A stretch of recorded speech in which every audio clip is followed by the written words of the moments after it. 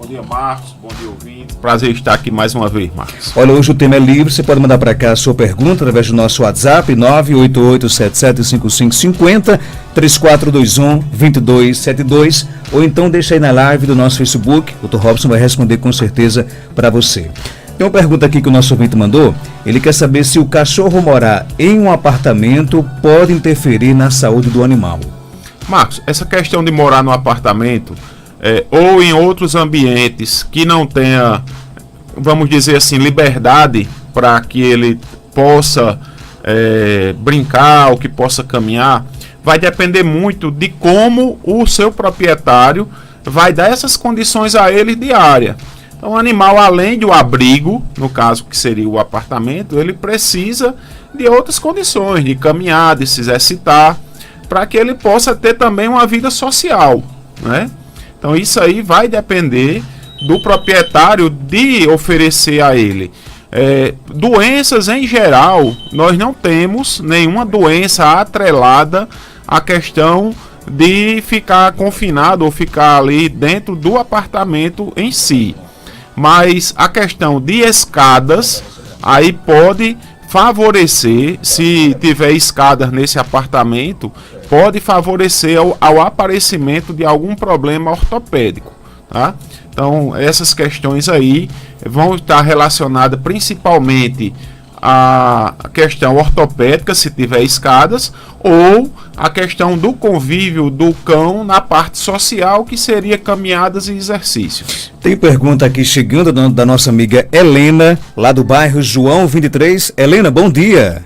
Bom dia. Qual a pergunta para o Dr. Robson Góes? É porque eu tenho um gato, aí já tem uns 5 anos, aí o gato mija tudo, assim, na altura dos 30 centímetros, nos próximos ou 40, ele mija tudo. Aí eu tenho sobe em cima de mesa, eu até medo de subir no fogão e mijar nas panelas. Aí eu queria saber, o povo diz que se fizer o clastar, né, clastar que chama, aí ele mija pra baixo como a gata, é verdade?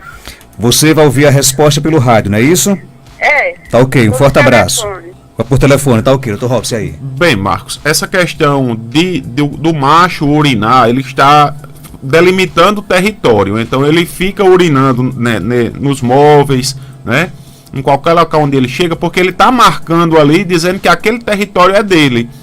Isso pode acontecer quando tem outros animais, outros machos por perto, e que ele fica tentando dizer que aquela área é dele, né? Isso aí acontece. Mas também tem muitos animais que tem essas características, né, porque não tem oportunidade de sair do domicílio para urinar em outro local, né? O ideal aí nessa situação é que ela realmente castre, porque na hora que castra o animal, ele perde ali a testosterona, que é o hormônio masculino, e consequentemente com essa queda da testosterona, ele não vai mais ter a necessidade de estar demarcando território. Ele perde a questão do libido ali sexual. Aí, nessas condições aí, vai ajudar ela consideravelmente. E ela pode também implantar várias caixinhas de areia em determinados locais da casa, porque ele começa a ter o hábito de urinar na caixa de areia. E a outra coisa que ela pode fazer também é usar repelentes. Existem uns líquidos repelentes que você utiliza para que não tenha atrativo, né? Que o gato, quando chegue naquele determinado móvel, que ele sinta o cheiro ali, ele não vai urinar naquele local. Então são repelentes para que você impeça que ocorra a urina, né? Então, nesse sentido aí, eu acho que essas 3 orientações para elas são as necessárias, que é castrar o animal, colocar caixas de areia para que ele comece a urinar nessas caixas de areia, e a outra seria o uso do repelente. Acredito que com isso vai resolver o problema da urina do macho em determinados locais. Satisfeita com a resposta, Helena? O veterinário sabe dizer quanto é o castamento? quanto à castração? Olha, a castração ela vai depender de profissional para profissional. Então, eu aconselho a senhora a procurar a clínica veterinária, porque a clínica veterinária onde a senhora procurar, aí vai dizer o preço do valor da castração. Mas e você a pode senhora, dizer variando, por exemplo? Marcos, aí vai depender procurar muito, porque assim, essa questão de preço, essas coisas, eu acho que é de profissional para profissional. Ela procura a clínica, a senhora pega 2, 3 preços em 2, 3 clínicas e a senhora vê qual o preço mais adequado para o procedimento cirúrgico do animal da senhora. Um abraço para você. As pessoas falam que diz que a urina do gato é muito prejudicial, pode causar doenças, né? E aí, doutor? Marcos, existe sim essa questão de transmissão de doença, de algumas doenças. Pode ser transmitida através da urina. É mais comum a transmissão de doenças através da urina do rato, que seria a leptospirose. Mas também outros animais podem trazer problemas de doença através da urina. Ok, um abraço para você, Helena. Obrigado por sua participação aqui no nosso programa. Tem mais pergunta aqui chegando. Bom dia. Bom dia, Marcos. Bom dia, Dr. Robson. Dr. Robson, eu gostaria de saber se o problema de otite pode ser repetido por um determinado tempo.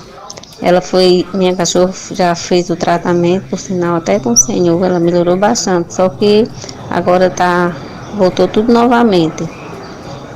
Já estou para o senhor levá-lo para o senhor dar uma olhadinha novamente. E aí, doutor Robson? Marcos, as otites, elas podem ser, que nós chamamos de otites recidivantes. São as otites que elas voltam com muitas vezes, às vezes com muita frequência. O interessante é que nessas situações que está ocorrendo recidivas, né, está voltando a otite, que você faça um exame de citologia. Porque muitas vezes, além da infecção bacteriana que está no local ali do ouvido, também pode ter a participação de fungo nessa otite, e que você vai dependendo do tipo de otite, né, do agente causador da otite, você vai lançar mão de medicações, seja elas tópicas, né, seja elas intra-auricular, ou você vai lançar mão também de medicações sistêmicas, que é injetável, oral, para que possa fazer o tratamento adequado para esse animal. Lembrando que, além dessas causas aí que nós temos, do fungo, das bactérias, existe também animais, que tem baixa de imunidade, tem animal que tem a orelha muito caída, que favorece, no caso o coxpênio, que favorece o aparecimento dessas otites. Então tem de ser um conjunto de coisas que são levadas em consideração para que possa ocorrer o tratamento adequado para esse animal.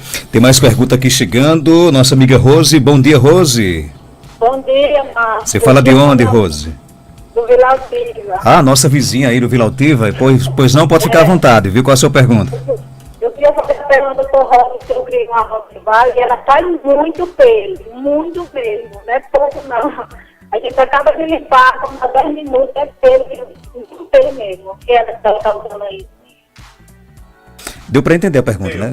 Rose, a queda de pelo do animal, a gente tem de levar em consideração primeiro que o animal, ele cai o pelo todo dia está nascendo pelo e todo dia está caindo pelo, tá?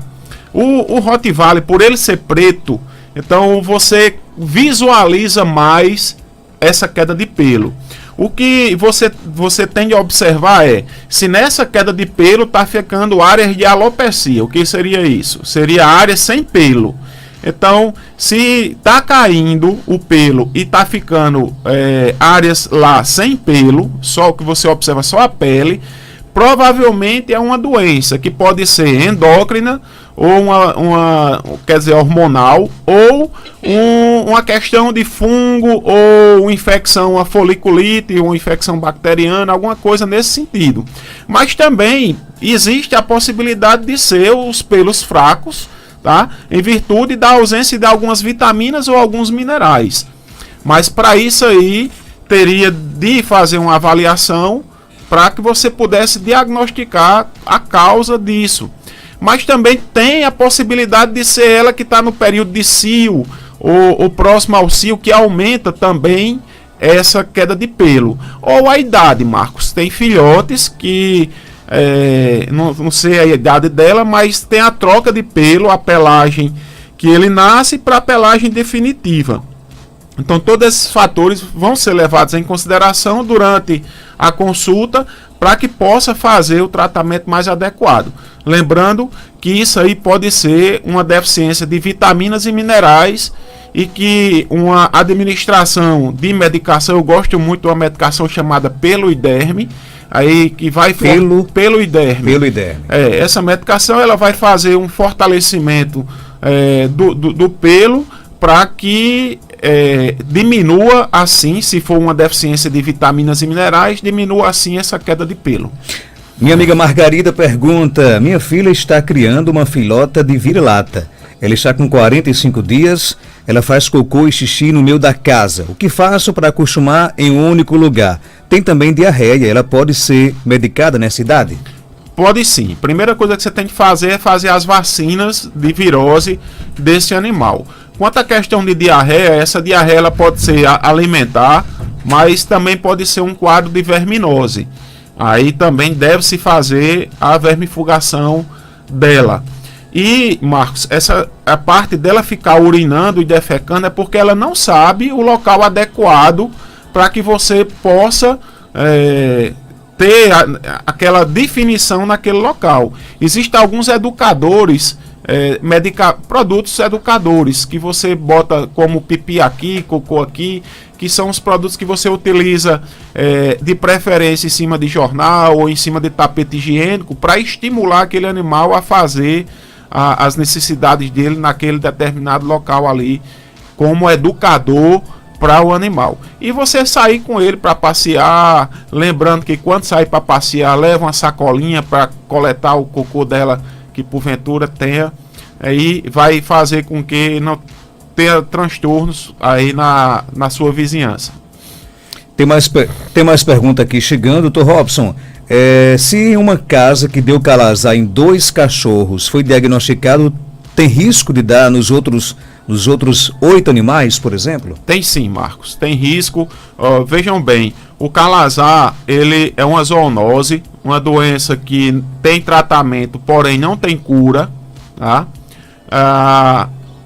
Com esses animais que estavam lá contaminados, estavam infectados, o mosquito é o mosquito que transmite o calazar. Não existe transmissão de calazar por contato. Então não tem um cachorro, não transmite para o outro por contato pessoal, né? Por contato, por estar próximo um ao outro. Quem faz a transmissão é um mosquito, tá? É um flebótomo, o Lutzonia longipalpis. E esse mosquito é o mosquito palha, que é mais conhecido. Ele pica o animal doente e transmite para outro animal que esteja porventura sadio, como também para o homem, tá?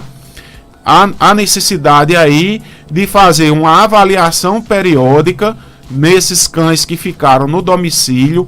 A orientação também é que faça a detetização do ambiente para que mate algum flebótomo que esteja circulando lá na casa, para quebrar a transmissão da doença, que seria matando o flebótomo.